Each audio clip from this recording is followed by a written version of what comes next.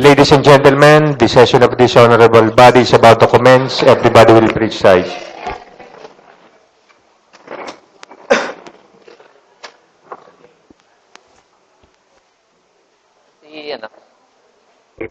As the elected Vice Mayor and Presiding Officer, I'm calling the session to order. Roll call, please.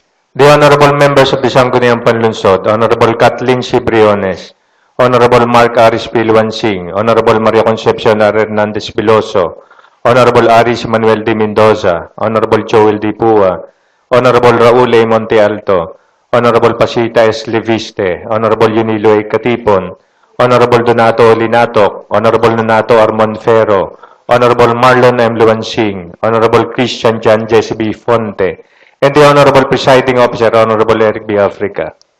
Do we have a quorum? We have a quorum.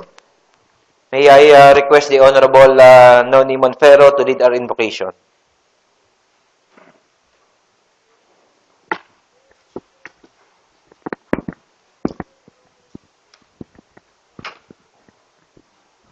Good morning po sa ating lahat. Ilagay po natin ang ating mga sarili sa presensya ng Panginoon. In the name of Father, Son, Holy Spirit, Amen. Mahabagi naming Ama na makapangyarihan sa lahat, purihin ka sa iyong kabutihan. Kami po ay lumalapit na may kababaan ng loob. Humihingi po kami ng kapatawaran sa aming mga nagawang kasalanan, sa isip, sa salita at sa gawa. Sa umaga pong ito, nais po naming itaas sa inyo ang aming bayan. Kami po sa bawat ahensya ng aming pamahalaan, mga kapulisan, kapitan, kaming mga konsihal ng bayan, Vice Mayor, at higit sa lahat ang aming butihing Mayor, na bigyan ng malawak na karunungan upang pamunuan ang aming bayan. Naway matulungan nyo kaming manguna ng pagkakaisa at pagmamahal sa aming mga nasasakupan. Tulungan niyo po kami na mamuno hindi sa pansariling interes, kundi sa kapakanan ng taong bayan. Dalangin namin ang katiwasayan, respeto at pagkakaisa sa sesyon na ito. Naniniwala po kami sa inyong kapangyarihan upang magkaroon ng katuparan ang lahat na ibinigay na pagtitiwala ng taong bayan sa amin. Maraming salamat po. Ito po ang aming dalangin sa pangalan ng Jesus, naghahari ngayon, magpasawalang hanggan. Amen. May I request the Honorable Noni Monferro to also lead the singing of the national anthem.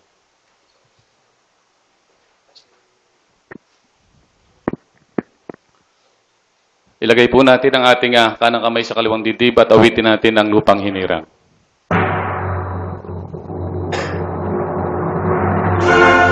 Magiging silanganan, alap ng puso, sa ritid mo'y buhay.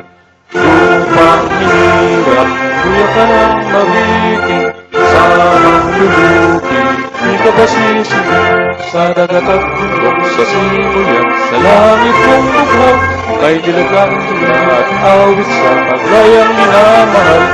Kas na ang watawat may tagumpay na nagpinigil, ang bituin at araw niya kailan pa may di magdidilig. Ang araw ng wal, ating pagsinta, buhay langit sa piling mo. Ang ligaya ng ay mang-api, ang mamatay ng dahil sa'yo.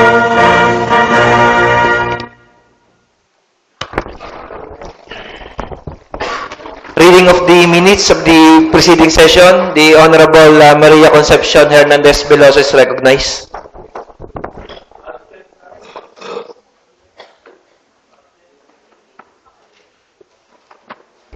Thank you, Mr. Presiding Officer. Considering that we all have copies of the minutes of the previous session, I move that we dispense reading and the same be considered as approved. Any second to the motion? Seconded by the Honorable Luansing. Discussion? Objection? Hearing none. The minutes of the preceding session is hereby approved. Resolution and ordinance for second reading. The Committee on Environmental Protection, the Honorable Luan Singh is recognized.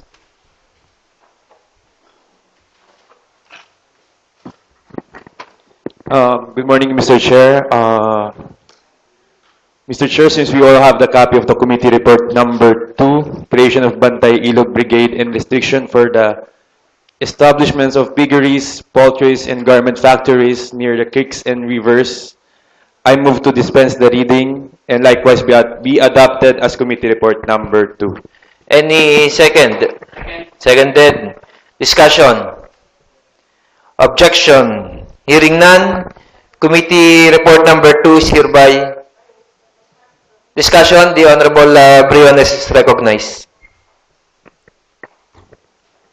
Okay. Para magsagot.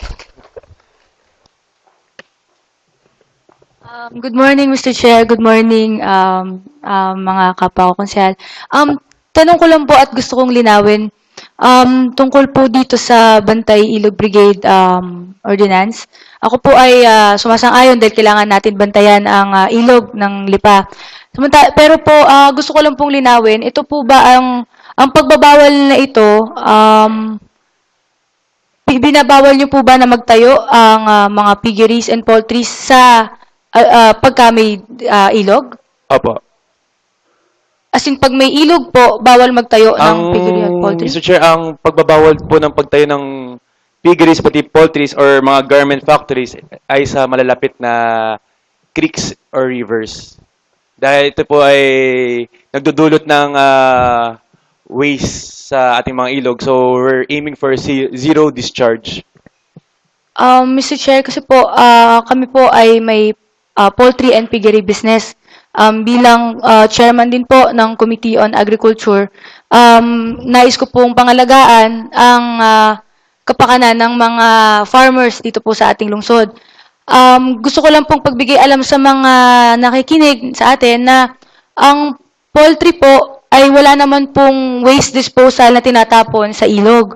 Ang alam ko po dito, may pinoprovide ang DNR or na may easement po na parang at least 15 meters away from the creek. Wag naman po nating ilagay dito sa ating resolution na babawalan natin ang pagtatayo ng piggery and poultry. Sana po ganun nga ho sa ating ibang farmers na tama nga ho, sinabi nyo na wala ho nakakapagtapon pero madami tayong nakukuhang reklamo sa ating mga kababayan at ang dami nagkakaroon ng sakit at dahil ito rin ay ikinamamatay rin ng ibang ating mga kababayan sa sakit, sa waste mula sa ilog. Mr. Chair. What's the point of order, Honorable Don Linatok? Mr. Chair, I am made to believe that the creation of the Bantay Ilog will study the passage of an ordinance which is tantamount to implementation of the city. But I believe that the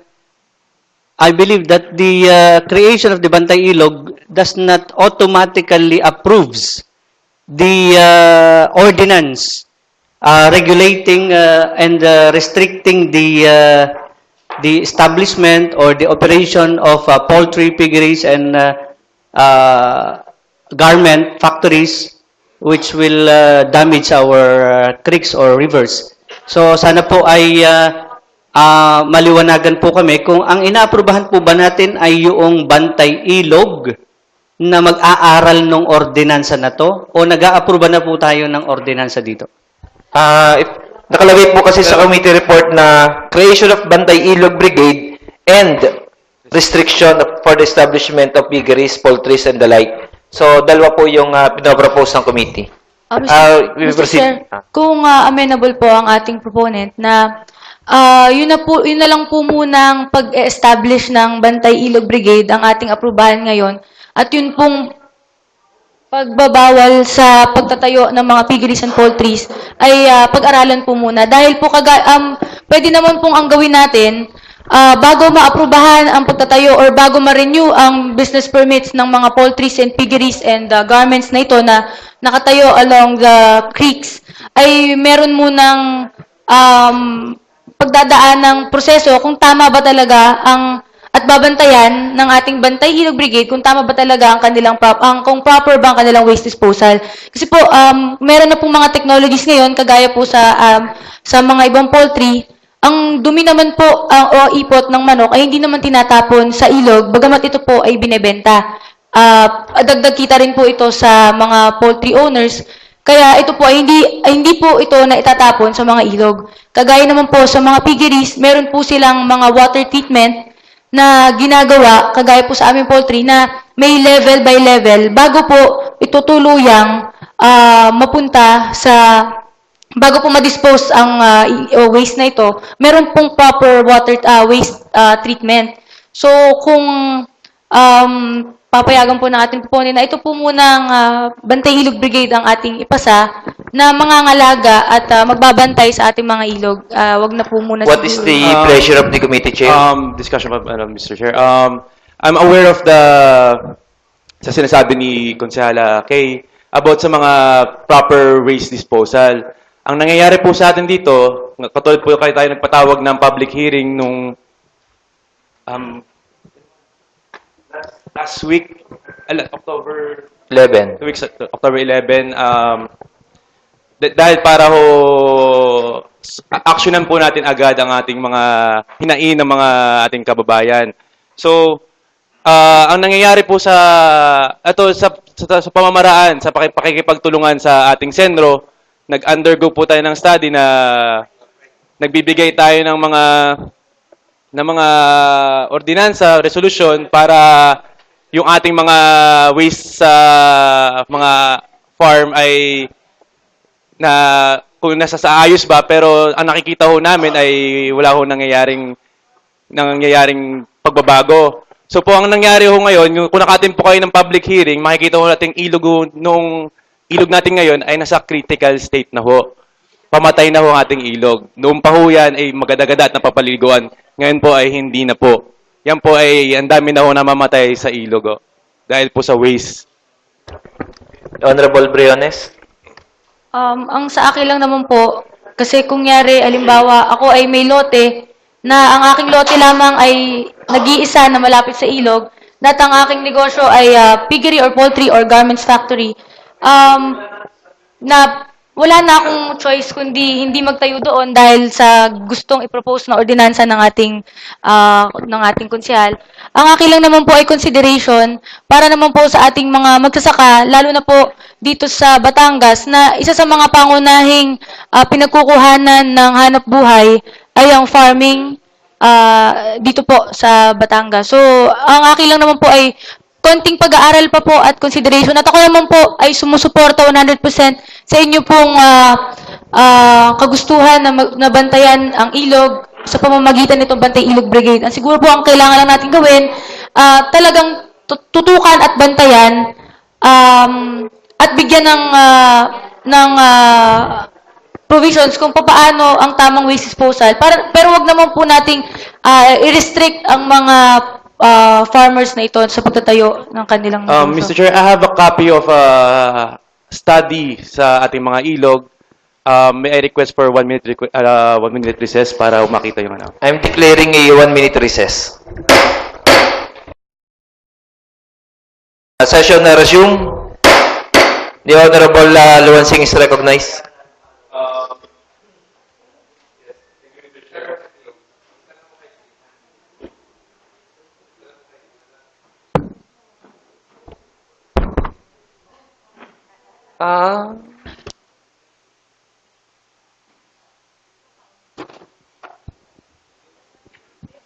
Thank you, Mr. Chair. Sa po na pag-usapan namin, I move for the passage, I move for the adoption of Committee Report number 2, -1, creation of Bantay Ilog Brigade, and likewise, deferred the number 2. Any second to the amendment? Seconded. Discussion? Objection? Hearing none. Committee report number 2 is hereby amended. Further discussion to the main motion? Objection? Hearing none. Committee report number 2 is hereby approved as amended. Next committee report, Committee on Good Government. The Honorable Briones is recognized.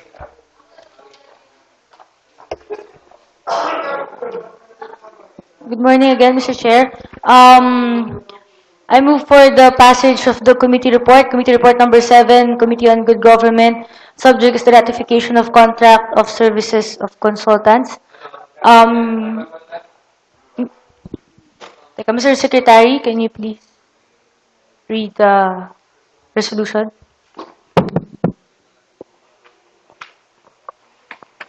October 24, 2013, report number 7, submitted by Committee on Good Government, subject, ratification of contract of services of consultants. Referred to this committee was the letter of the city administrator by authority of the city mayor forwarded to the SP concerning the contract of services entered into by and between the Lipa City government, represented by the local executive, and Dr. Luisito Ruiz, consultant on health services, and Mr. Ruben Gamboa, consultant on social services. It could be noted that the August body authorized the Honorable City Mayor to hire consultants for various concerns through Resolution number 215 passed on August 12, 2013. Stipulated in the contract of services of the consultant for health services and consultant on social services are the following terms and conditions. The contract of services shall be for a period of 6 months, and ending on December 31, 2013, provided that this agreement may be terminated earlier than the stipulated time by the employer. The contractor shall receive a service fee of 20,000 pesos per month, the same to be paid monthly, to be taken from the budget of the city mayor's office, consultancy fee, subject to the usual accounting and auditing requirements. The specific duties of the contractor shall be under the maximum direction and supervision of the employer. Recognize the need of the city mayor to have advisors who are considered experts in the field of health and social services and who could provide advices, suggestions, and workable solutions that can be adopted by the city government. This committee recommends the passage of a resolution ratifying the contract of services entered into by and between the Lipa City government, represented by the local chief executive, and Dr. Luisito Ruiz, consultant on health services, and Mr. Ruben Gamboa, consultant on social services. Respectfully submitted, Honorable Kathleen B. Briones, Chairperson, Honorable Donato Olinatok, Member, and Honorable Christian John Jesse B. Fonte, Member. All signed the committee report. Motion? Mr. Chair, I move for the passage of a resolution ratifying the contract of services entered into between the city government of Lipa, represented by the local chief executive, Honorable Maynard Sabili, the renewal of contract of Mr. Ruben Gamboa, consultant on social services, and with the ratification of the contract of Dr. Luisito Ruiz be deferred for further study concerning the legality of the contract. I so move, Mr. Presiding Officer. There's a motion for the adoption of the committee report as amended. Any second? Seconded. Discussion. Kagawad Katipon, you recognize. Ma'am Chairman, ilan hong consultant ang pina-aprobahan nyo? Isa lang po. Anong consultant ng... Si Mr. Ruben Gamboa po, consultant on social services. Renewal lang po dahil consultant na po natin siya nung nakaraan. Nagpresento sila sa inyo ng by data ng any... Yes po. Actually, kung hindi po ako nagkakamali, o meron ba kayong ay hindi, wala pala nakalagay dito. Pero meron po akong binigay sa akin na accomplishment report na nagawa po ni Mr. Ruben Gamboa. Kung gusto niyo po ng copy, pwede ko po kayong ibigyan ng copy. Ano hong naging function niya previously doon sa consultant niya sa social services? Ito po ay more on sa pagpaprocess po sa PCSO, ng mga pasyente natin dito sa Lipa. Dahil kung di po ako nagkakamali, meron po siyang relative na nasa PCSO para po madali tayo makapag-process at madaling matulungan ang ating mga kababayan sa paghingi ng mga medical assistance. Actually ho ma'am, yung PCSO, meron ho siya ditong ibinibigay sa city government ng more or less minimum of 900,000 a year. 900,000 yan ho, tumataas pa sa kadahilanan ang source of fund ho ng PCSO, ho, yun ho 1% share ng mga may lotto outlet. Katulad ko may lotto outlet, ako ho ay exempted ho kumuha ng mayor's permit dahil nga ho sa ito ay charity. At may Supreme Court decision na yun ho mga lotto outlet ay itatakso ng city, aid sa city na 1% na more or less ay 900,000 pataas. At ang pag-rekomenda ho ng pasyente, hindi naman ho ito nire-recommenda ng executive o ng sino pa man. Ito ay anybody na nangangailangan, tayo ho ay welcome dito ho sa PCSO at dito ho ay wala yung tinatawag na palakasan. Dito ho, para information ho sa lahat, kayo ho'y pupunta lang doon sa Old City Hall, Old Water District. Nandyan yung PCSO, hanapin nyo si Jonah. May dala ho kayong study ng from DSWD recommendation from the hospital at tayo ho ay tutulungan. So sa tingin ko ho, yun yung ating consultant sa social welfare sa Kwan, ay hindi ho yan attached sa PCSO. Yan ho ay siguro baka ho sa 4-piece. Kung gusto niyo po, Honorable Katipo, ng kopya ng kanyang accomplishment report, simula nung June, sa kanyang pagkakakuha ng ating mayor sa kanya, pwede ko po kayong bigyan ng copy and as well as ang kanya pong biodata. At ito naman po kasing pagpili ng ating consultant ay based po sa kagustuhan ng ating mayor kung sino ang kanyang gustong consultant. And si Mr. Ruben Gamboa po, ito po ay renewal of contract na lamang dahil siya na po ay naging consultant natin before. At sa tingin ko naman po, meron confidence ang ating mayor sa ating consultant, kaya po gusto niya ulit kuhanin at i-renew ang kontrata po ng ating consultant on social services. Siya ho ay taga-Lipa o taga-ibang bayan ho?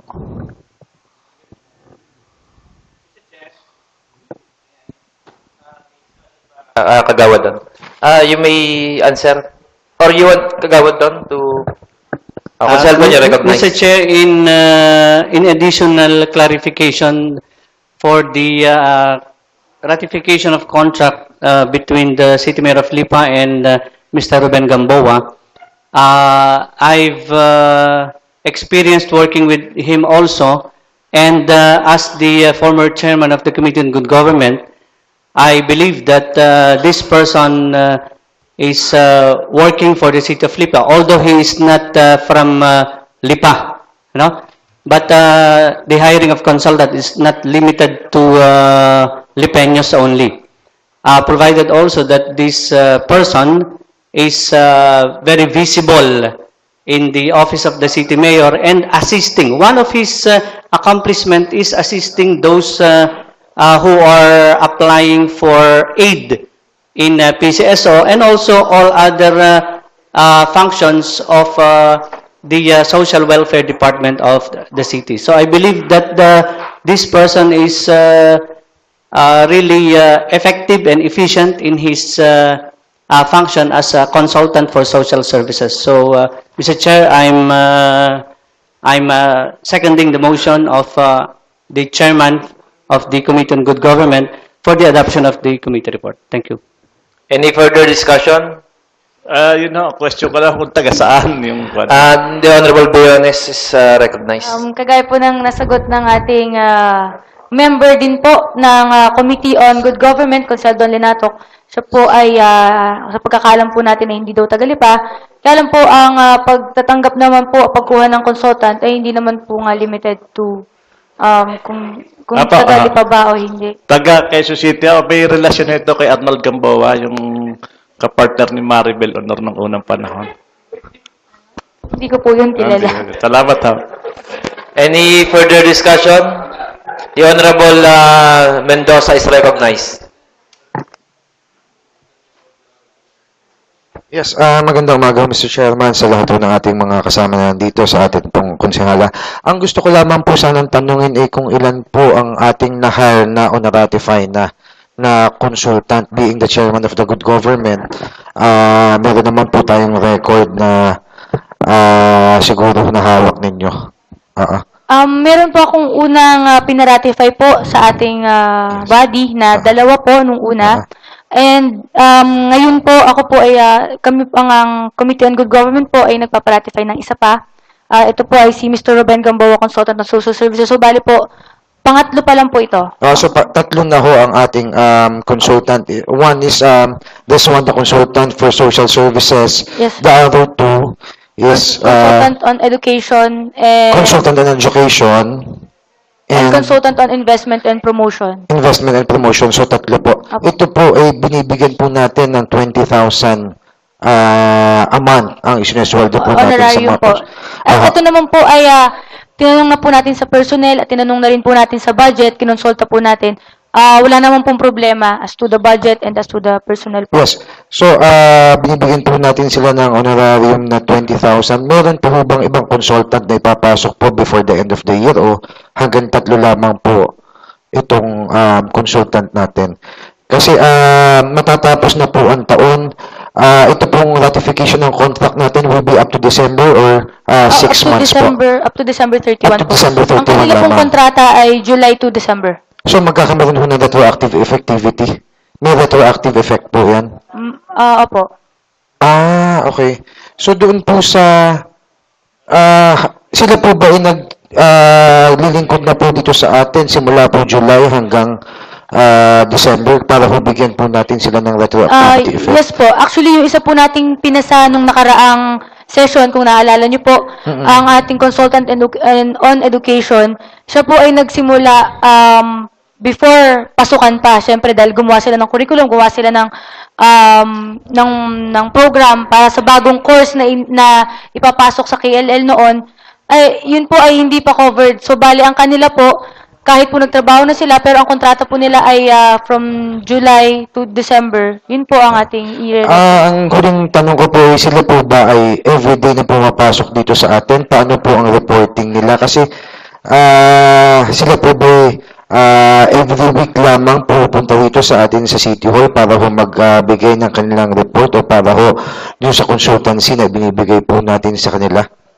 Sa totoo po, Konsyal, hindi ko po namomonitor at hindi ko po minomonitor kung talaga bang kailangan ba araw-araw sila pumasok o ano. Pero consultant lang naman po, ibig sabihin kung pinatawag sila ng mayor o may kailangan kung may kailangan silang i-improve, yun naman po, siguro naman hindi kailangang araw-araw pumapasok. As long as nagagampanan po nila ng mabuti ang kanilang trabaho, as long as natutulungan po nila ang ating mayor sa pagdedesisyon, as long as nakakatulong po sila sa City of Lipa as to their expertise sa kanilang pagbibigay ng opinion, suggestion sa mga bagay po, sa, kung ano man pong consultant sila, sa tingin ko po,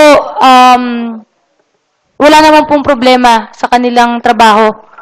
Yes, ang consultant naman po kasi nga ay hindi kailangan araw-araw pumasok at ayan po ay tuwing kailangan po ng mayor. Pero sana po naman, being the chairman of the good government, sana po ay makarequest din po tayo ng lahat po ng mga naaprubahan natin ng mga consultant ng kanila pong mga accomplishment at may submit po sa Sangguniang Panlunsod at makita po natin for further study para po sa susunod po na taon, alam ko naman na kukuha uli ng mga magiging consultant at makita naman po natin kung ano po ang kanilang mga nagawa, kung ano po ang naitulong nila sa ating pong city. At para ho lahat po tayo ay makapag-aral uli sa ating pong mga consultant. Ano pa? Thank you very much pa. Any further discussion? Objection? Hearing none. Committee report number 7 of the Committee on Good Government is hereby approved as amended. Next committee report, the Honorable Joel Puwa is recognized.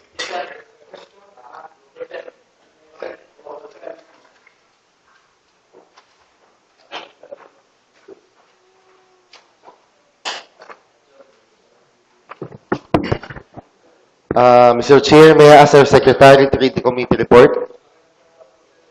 Mr. Secretary, please read the committee report. October 24, 2013, Committee Report, submitted by Committee on Housing and Land Utilization number 21, subject, reclassification request.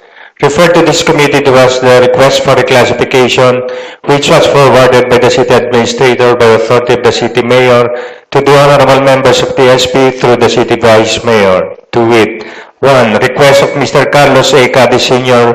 for the reclassification of the properties registered under the name of NL Filia Memorial Medical Center with a total area of 1,553 square meters covered by TCT number 103753, lot number 1147-A, 778 square meters, and TCT number 103752, lot number 1153-A, 774 square meters, located at Barangay Sabang Lipa City from agricultural use into commercial use. 2. Request of Mr. Gerardo M. Pernes for the reclassification of the property registered under the name of spouses Fidel Pernes and Barcelisa Maldonado with an area of 556.50 square meters covered by TCT numbers 43818, lot number 10383-A-2, located at Barangay Nusliban, Lipa City from residential use into institutional use.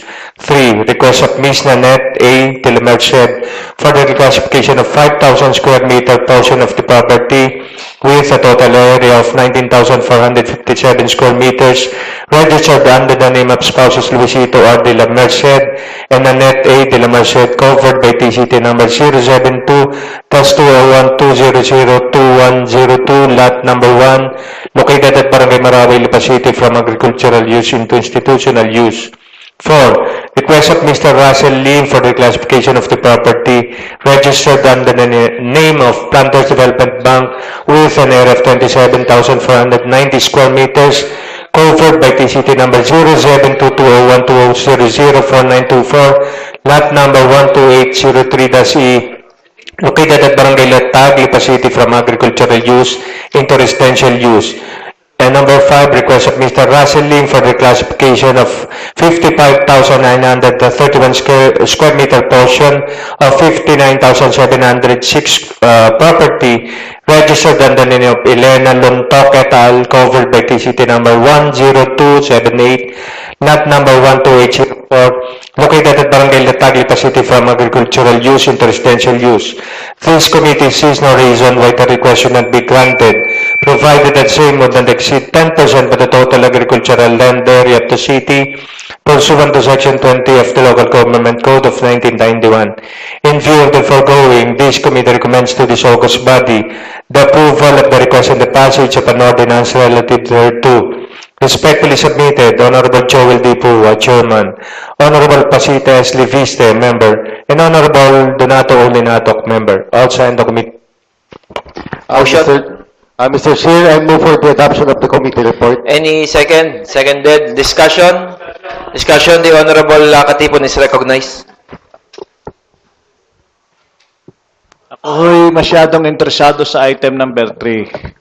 The De La Merced property in the area of kulang-kulang 2 hectares. Meron hong 5,000 for institutional purposes. Ano ho yung institutional purposes? Bali, ito po ay school na ilatayo. Doon po sa, sa Bahang Pilipi. Saan po? Bali, school po yan, itatayo po. Saan ho? Diyan po sa Marawi.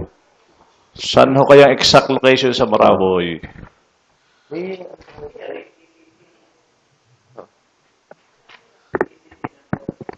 Bali, yan po yung dyan po yung nasa may loob po ng Subdivision? Amaya? Hindi. Ito gahay na committee hearing nyo. Bali, ang ginawa ko po, pinatawag ko po sila at kinausap ko na lang po. Pwede hong ma-deferred ho yan. Baka ho yan isang institutional na hindi ho natin naintindihan na sa loob ho ng kawayanan. Hindi ka ho yun yung kawayanan. yung kawayanan Ayala property sa tabi ho ng Stoneheart. Hindi po. Hindi po yan. Hindi. So dahil ho meron ho siyang 19,000 square meter na 2 hektarya. So, hindi ho natin malocate kung saan ho yan. Kung saan ho lugar ho yan. Dahil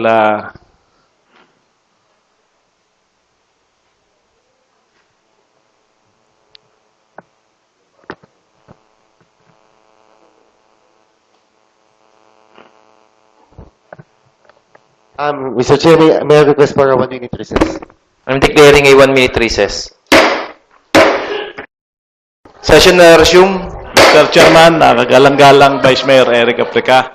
Ang akin hula nga agam-agam dyan, dito ho dati sa may papuntang dagatan, meron ho diyan 2 establishmento, traveling lodge, na nagbayad ng buwis, nagbayad ng special use permit, naging commercial area. Nung malagayan ng institusyon, wala kakuha-kuhan ho, nasarahan. Kawawa naman ho yung mga negosyong nasarahan. Dahil lang sa isang institusyon na huling dumating kaysa doon sa dinatnan. Yan ho ang doubt ko ho diyan. Baka ho yan ay doon sa may malapit ho sa JetBest. Na yung JetBest, nagkaroon din ho yan ng SUP, Special Use Permit, nasa zoning, na siya isang feed mill. Ang pakiwari ko ho yung Delimersed property ngayon ay doon ho sa papuntang New Era. Kung yan ay isang institutional, gagawing eskwelahan, after the construction, nagkaroon na ho ng school, nagkaroon na eskwela, sasabihin ng mga eskwela, magabok. Masasacrifice na naman ho yung feed mill. So, dapat ho dito talaga maging maingat ho tayo sa pagbibigay ho ng reclassification permit, special use permit. Dahil minsan ho nagko-conflict. Pag nag-conflict ho, doon ho sa national law, lagi hong mananaig ho ang eskwela, mananaig ho ang eskwelahan. Pero paano naman ho yung napapasakripisyo yung mga negosyo? Na ito naman ho ay nagbe-benefits ho dito ang mga tagalusod na lupa, especially yung mga buwis nila diyan. Kaya akin ho nire-request, Mr. Chairman, na ma-deeper dito, mapag-aralan, maibalik sa zoning, sa city planning para ho mapag-aralan mabuti kung ano hong epekto nito sa daratnan. Salamat po. What's the pleasure of the Honorable Joel Puba? Mr. Chair, I'd like to move for the deferment of item number 3. Amendment? Deferment. Okay. Any seconded discussion, objection, hearing none, committee report number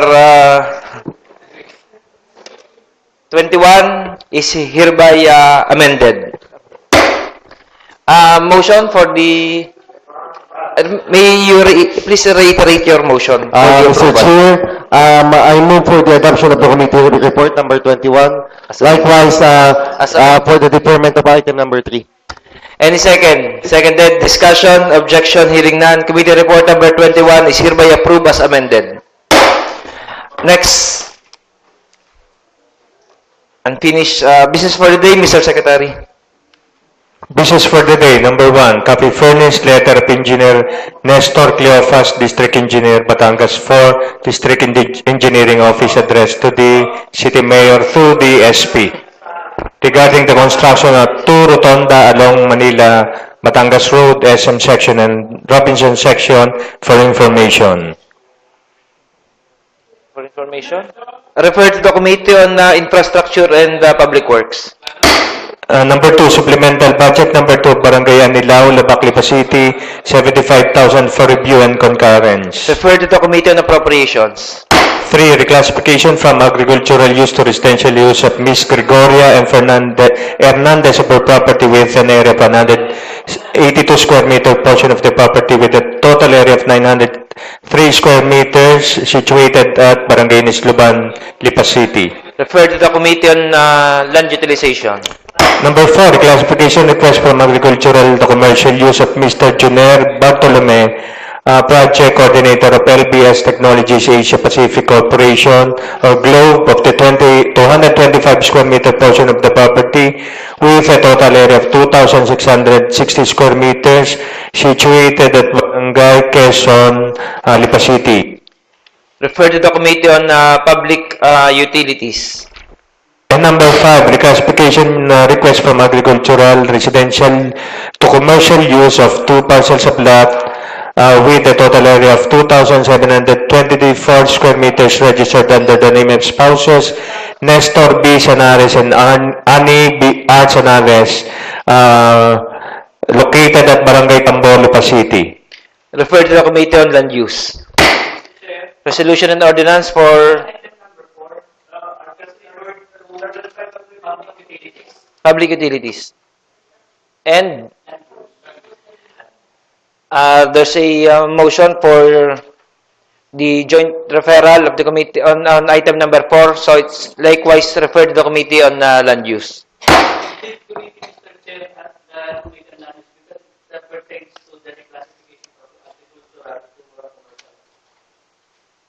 Okay, lead committee po ang land utilization. Resolution and ordinance for third and final reading. The Honorable Luan Singh is recognized.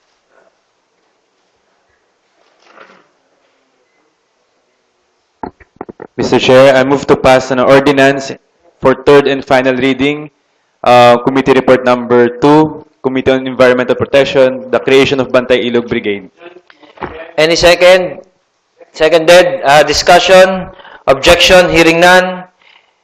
The ordinance creating the Bantay Ilog Brigade is hereby approved for third and final reading. Committee on Good Government, the Honorable Briones is recognized. Hello, Mr. Chair, I move for the passage for resolution ratifying the contract of services entered into by the City of Lipa and Mr. Ruben Gamboa, consultant on social services, for third and final reading. Any second? Seconded. Discussion? Objection? Hearing none. The resolution approving the ratification of contract of services of consultant is hereby approved for third and final reading. The Honorable Buwa is recognized.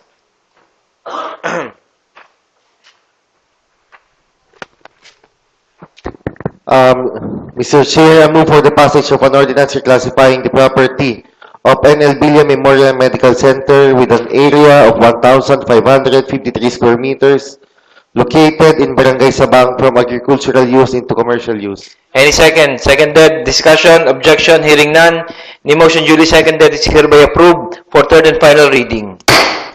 Mr. Chair, I move for the passage of an ordinance reclassifying the property of spouses Fidel Pernes and Barcelisa Maldonado with an area of 556.5 square meters located in Barangay Nisloban from residential use into institutional use. Any second? Seconded. Discussion? Objection? Hearing none. The motion duly seconded is hereby approved for third and final reading. Mr. Chair, I move for the passage of an ordinance reclassifying the property of Planters Development Bank with an area of 27,490 square meters located in Barangay Latag from agricultural use into residential use.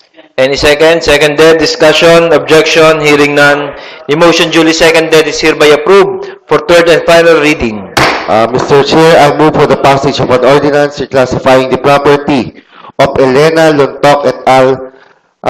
With an area of 55,931 square meters, portion of their property from a total area of 59,706, located in Barangay Latag from agricultural use into residential use. Any second? Seconded. Discussion? Objection? Hearing none. The motion duly seconded is hereby approved for third and final reading. Privilege? Urgency?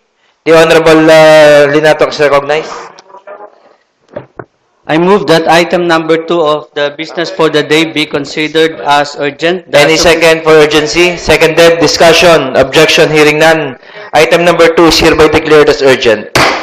Likewise, Mr. Presiding Officer, I move that we pass a resolution concurring the approved supplemental budget number 2 of Barangay Anilao, Labac, Lipa City in the amount of 75,000 pesos. Any second? Seconded. Discussion? Objection? Hearing none. The motion duly seconded is hereby approved for third and final reading. Likewise, Mr. Presiding Officer, I move that we consider item number 5 as urgent with the authority from the chairman of the Committee on the Land Utilization. Any second for urgency? Seconded. Discussion? Objection? Hearing none. Item number 5 is hereby declared as urgent. I move, Mr. Presiding Officer, that we pass a resolution reclassifying the property of spouses Nestor B. Sanares and Annie R. Sanares from agricultural to residential with a total area of 2,724 square meters. From agricultural residential to commercial use. Any second? Seconded. Joint. Discussion? Objection? Hearing none. The motion duly seconded is hereby approved for third and final reading. Any other matters? The Honorable Linato is recognized. May I request authority from the chairman to consider as urgent item number 3 of the business for the day as requested by our colleagues. Any second? Seconded. Discussion? Objection? Hearing none. The item number 3 is hereby declared as urgent. Mr. Presiding Officer, I move that we pass a resolution reclassifying the property of Ms. Gregoria M. Hernandez with a total area of 182 square meter, which is a portion of the total area of 903 square meter from agricultural to residential use. Any second? Seconded. Discussion? Objection? Hearing none. The motion duly seconded is hereby approved for third and final reading. Any other matters? The Honorable Maria Concepcion Hernandez is recognized. Mr. Chair, this refers to the Local Budget Circular number 103 dated May 15, 2013, addressed to all the provincial governors, city and municipal mayors, Sangguniang Panlalawigan, Panglungsod, bayan members, provincial, city, municipal treasurers, budget officers, and auditors, and other officials concerned regarding the amended rules and regulation on the grant of representation and transportation allowances.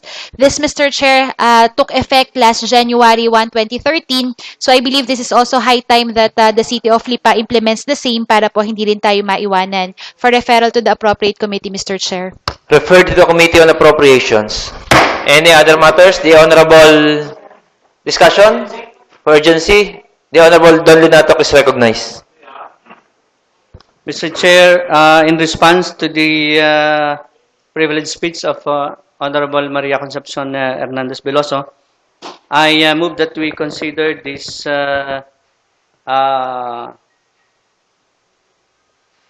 the local budget circular from DBM pertaining to the amendment on the grant of representation and transportation allowances be considered as urgent.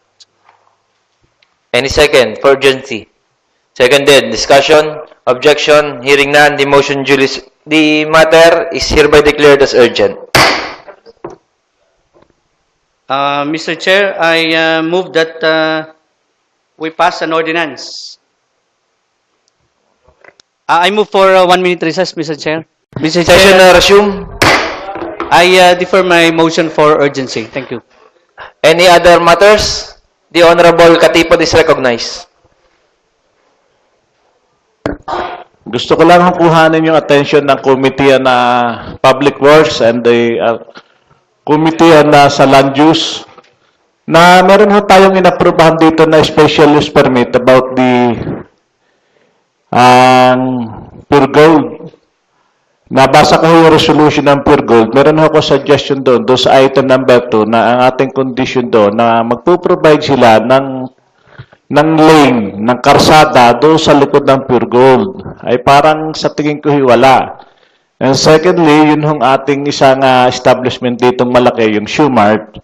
Naglalagay ho ng hindi hula ang mall na parang building. Ang tingin ko araw na palapag itong building na ito. So, dumadaan ho sa atin yung sakuna, like Lindol, kung ano man ho, kahit ho is Shoe Mart. Dapat ho ay malaman ho na Sangguniang Panlungsod, ano baga hong status ng kanilang mga building na sila gahoy nakipag-cooperate sa ating sa building code ho ng syudado, ng national, at sa ating engineering. So, akin ho sanang hinihingi sa chairman ho ng land use na maipatawag ho ang SUMART at saka ho itong Pure Gold para ho revisahin yung ating mga kondisyones dito ho sa ating mga resolution sapagkat kung maaagapan ho natin ang Pure Gold, ito ho ay atin ho mababawasan ng traffic. Pero pag hindi ho ito nagawa ng Pure Gold, yung kondisyon ho natin, madadagdagan ho lagi ang traffic. Kaya ho mas maaga, kinoconstruct pa sila, ay yun ang ating ginagawa na paghihigpit sa kanila, hindi naman ho ito para sa atin. Para ito ho sa ikaayos ho ng traffic ng lungsod ng Lipa. At sige ho, SUMART, ito ho ay siguro first time na magkakaroon ho ng tall building sa lungsod ng Lipa na ayon na palapag yata. Hindi ho natin alam, kaya dapat malaman din natin. So, isang konsidera ho ng committee na ito ho maipatawag at mag-conduct ho ng isang public hearing. Refer to the Committee on Land Utilization. Any other matters? Before the adjournment, the Honorable Puwa is recognized.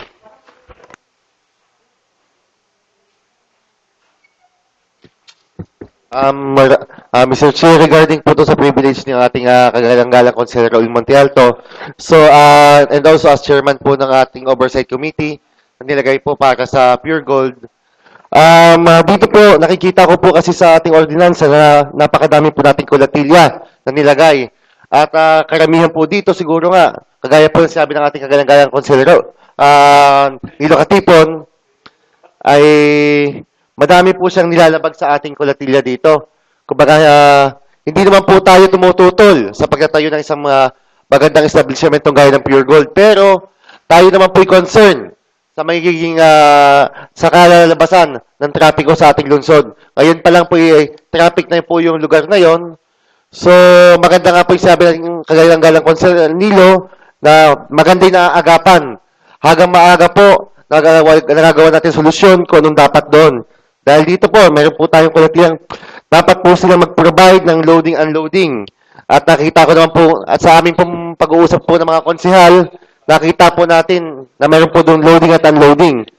At number 2, road network po sa likod na hiningi din po ng ating mga kasamang konsehal na sa tingin ko po ay wala doon. At number 3 po,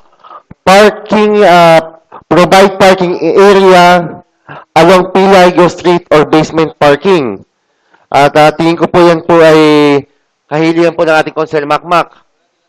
At yan po yung nakikita ko po sa aking pong pagtingin-tingin doon at sa pagtingin-tingin doon din daw po nila ay wala daw po doon.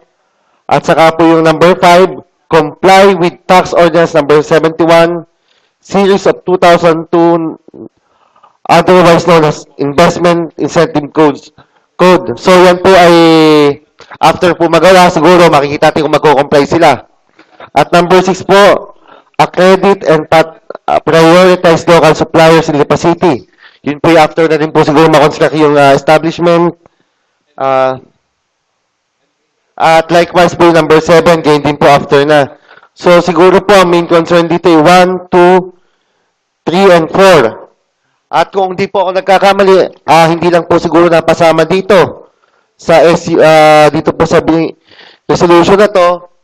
Sa akin pong pagkakatanda, meron pong hiniling ating kagalang-galang Bibong at saka Makmak na mapalaki po yung kalsadang Pilaygo at Isla Torre. Na doon po sila ay magkakaroon ng konting setback pa. At ang sa gayon po, daw po yung kalsada sa na 2 lanes lang ay maging 3 lanes. Kung hindi po ako nagkakamali sa aking pagkakatanda. At maganda nga po may patawag po natin sila. At ang sa gayon po, kung ano man po ang kanilang kahilingan, ay mapag-usapan. Yun lang po, Mr. Chair. Any discussion pa? Wala na po. The Honorable Montialto is recognized. Good morning, Mr. Chairman. Yun pong ating experimental traffic rerouting ay magpapadalawang linggo na. Kung hindi ako nagkakamali, sa November 2 ay tapos na yung 2 weeks nating experimental traffic rerouting. Marami na rin pong binago ang chairman ng ang ating ad hoc committee doon sa ating experimental. Yun pong Canosa section, intersection, yun po ay binuksan na dati po ay sarado yon. Yun pong Villa Lourdes, binuksan na rin po yon na dati sarado. at yun pong U-turn slot ay sa Masagana. Yun pong rotonda sa Robinson ay ipinatutupad na rin po yung ating ipinasang ordinansa na hindi ko cross doon papuntang Robinson yung mga sasakyan. So, marami naman pong binabago, kaya nga po experimental ay nakikita natin na talagang iniintindi ng ating chairman ang traffic doon. Ngayon po ay nakikita ko po na kinakailangan talaga na sapagkat nakikita ko na may traffic pa rin, hindi talaga basta masolusyonan dahil sa mga sasakyang nagparada, sa mga parking na dapat hindi parkingan, loading area na dapat doon ay kung saan-saan loading and unloading. So, nakikita ko po na yun pong dating ipinatupad na towing ordinance ni kagalang-galang ni Lucatipon ay kinakailangan pong ating tingnan kung yan ay ating ipatutupad muli, pero hindi po yun magdamagan the whole 24 hours. Ang sinasuggest ko po doon sa ating chairman ng traffic ay gawin nating controlled towing. May oras po. Ang traffic ay 7 to 9 lamang ng umaga o 7 to 8:30 ng umaga. So tingnan po natin kung doon sa mga oras sa traffic ay doon natin i-full implement ang ating towing. Sa hapon naman, labasan lamang from 4:30 hanggang alas 6 ng hapon. So tingnan po natin kung ano ang mga bagay-bagay pa na po pwede nating ilagay doon sa towing ordinance ni Konsehal ni Lucatipon. Gawin natin itong controlled upang sa ganon ay walang maraming masagasaan. At kung ito ay nagpatupad tayo ng experimental, atin pong tingnan muli kung ating ipatutupad itong controlled towing at tingnan natin at i-assess natin kung ano ang magiging epekto nito sa traffic dito sa lungsod ng Lipa. For referral, Mr. Chairman. Referred to Committee on Peace and Order and Traffic. Ano po, Mike? This is a letter addressed to the honorable members from the city administrator regarding the creation of City Culture, Arts and Tourism Office and the creation of Referred to the Committee on Good Government. through the city vice mayor for the passage of resolutions approving the construction and or establishment of Lipa Public Market Parking Building and ratification of the attached study of the proposed project. Referred to the Committee on Public Works and Infrastructure. Any second to the adjournment? Seconded. This session is adjourned.